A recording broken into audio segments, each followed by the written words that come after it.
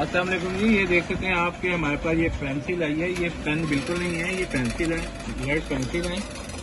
ये आप इसको चेक कर सकते हैं। इसका ये लेड जो है ये बेहतरीन क्वालिटी का लेड है और ये लाइफ टाइम पेंसिल है। इसको ना तो आपको शॉप करना पड़ेगा और ना ही ये लेड ख़त्म होगा। और बहुत से दोस्त हमसे पूछ रहे हैं कि ये लिखती कैसे है, तो ये बिल्कुल आम पेंसिल की तरह लिखती है। आप चेक कर सकते हैं इसको आप जितना मर्जी यूज़ करें, ना तो इसका स्टिकर टूटेगा। ये आप देखें,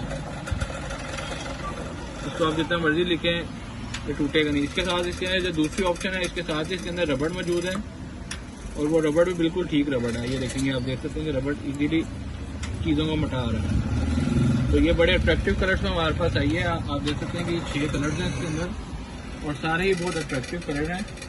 तो ये आप हमसे रब्ता करें, ये लें, ये बेहतरीन चीज़ है। बच्चे भी इसको एंजॉय करेंगे और आपको भी ये जो नई चीज़ है ये मार्केट में मिलेगी। और ये सारी चीज़ें आपको सिर्फ प्राइम फ्रेशनर से मिलेंगी। शुक्रिया।